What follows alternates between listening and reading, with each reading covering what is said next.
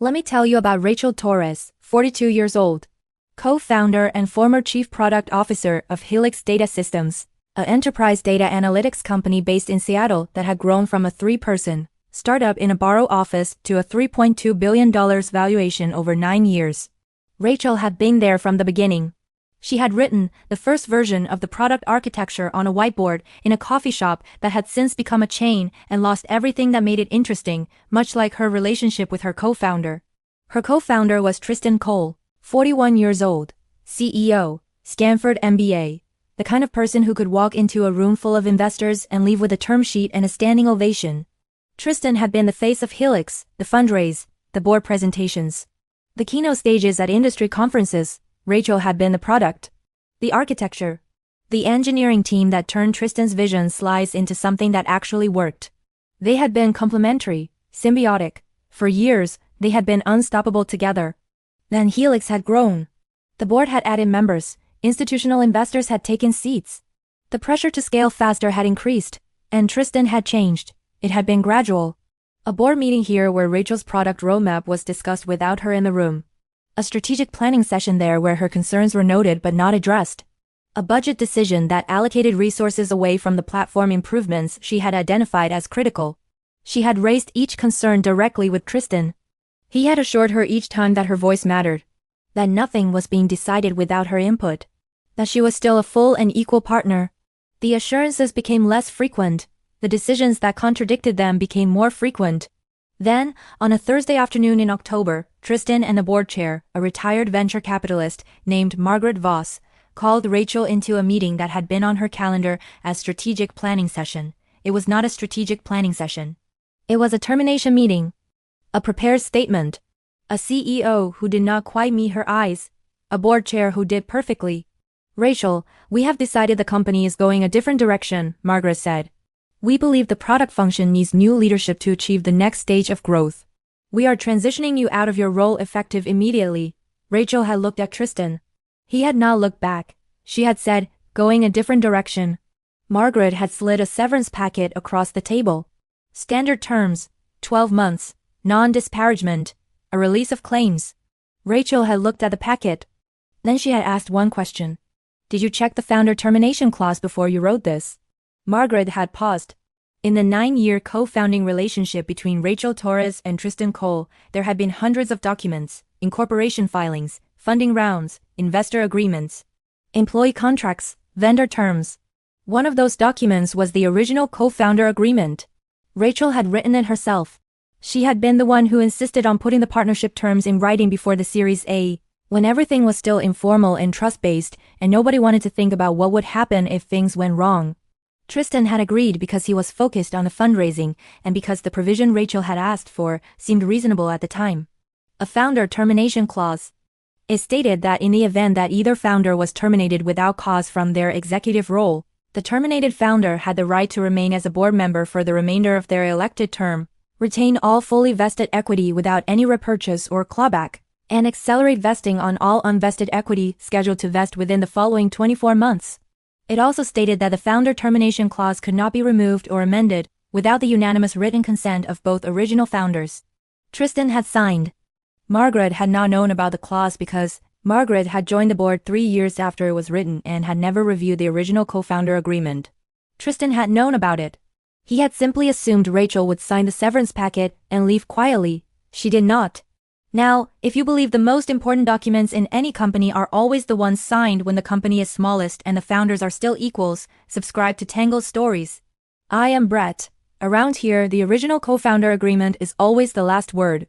Rachel took the severance packet home without signing it. She called her attorney Daniel Park, corporate governance and founder disputes, 14 years of experience in exactly this kind of situation. Daniel, she said, they terminated me without cause, going a different direction.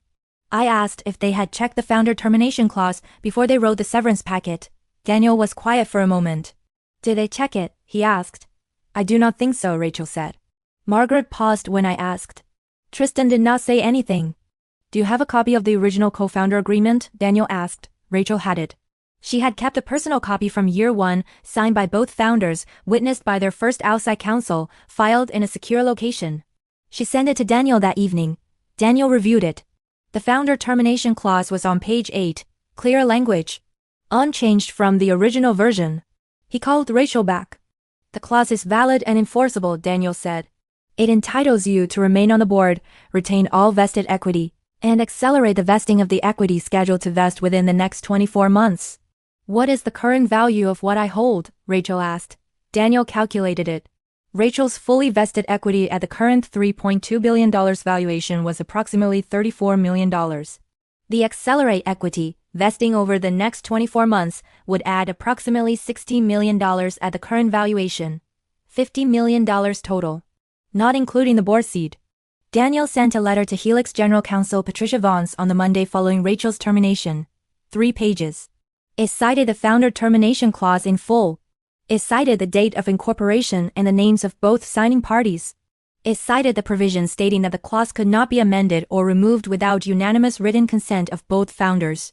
It informed the company that Rachel intended to exercise her rights under the clause: board seat retention, fully vested equity retention, accelerated vesting of the 24-month equity schedule, and it requested written confirmation within 10 business days that the company intended to honor the clause without litigation. Patricia read the letter. She pulled the original co-founder agreement from the company records.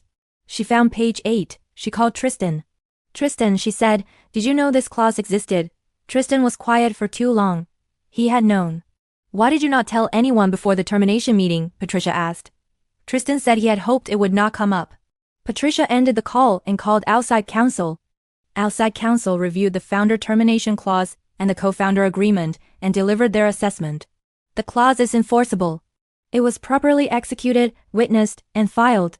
It has not been amended. The 24-month acceleration provision is specific and measurable. The board seat retention is explicit. There's no path to challenging this successfully. The board was informed at the next emergency meeting. Margaret Voss read the clause herself. She did not say anything for a long moment. Then she looked at Tristan. Did you read this before you approved the termination? She asked. Tristan said he had been aware of the clause. Did you tell legal before the meeting? She asked. Tristan said he had not. Margaret closed the folder. Tristan, she said, you spent 9 years building a company with someone and then terminated her without understanding what you agreed to at the beginning.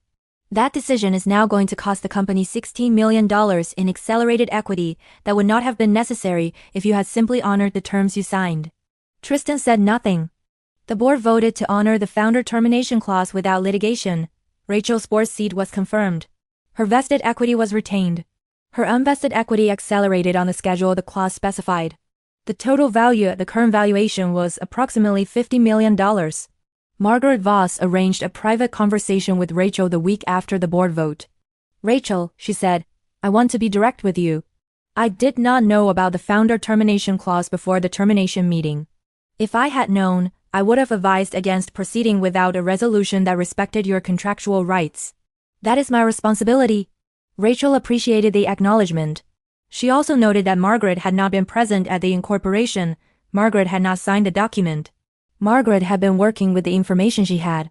Rachel continued on the board for the remainder of her term. She did not return to an executive role at Helix. She did not want to. She used the $50 million to launch a founder advocacy organization that provided free legal review of co-founder agreements to first-time technical founders, particularly women and founders of color who statistically were most likely to be diluted or pushed out of the companies they helped create. The organization offered one specific service that Rachel had insisted on: a founder termination clause review. She wanted every technical founder who came through the program to know what a founder termination clause was, why it mattered, and how to make sure it was in their agreement before they signed anything. The first cohort of participants was 22 founders. All of them left the program with founder termination clauses in their agreements. All of them left knowing that if their co-founder ever decided to take the company a different direction, the document they signed on day one would still protect them. Tristan remained at Helix as CEO for another 14 months. The board brought in a new chief product officer to fill the role Rachel had held. She was capable and well regarded. The product continued to develop. The company continued to grow. But every time a significant decision came before the board and Rachel exercised her board voting rights, Tristan was reminded that the co-founder he had tried to exit was still in the room. Still had a voice, still held the clause, still there. Rachel did not frame anything from the experience. She kept one document in her office at the founder advocacy organization. A copy of the original co-founder agreement, page 8. The founder termination clause. She did not need to display it. She needed to show it to every founder who walked through the door. This is what a fair agreement looks like, she would say. This is what you ask for. This is what you sign before you sign anything else. Because the best time to negotiate protection is when you do not need it yet. That is when the other side is most likely to agree. Rachel had known that in year 1. Tristan found out on a Thursday afternoon 9 years later.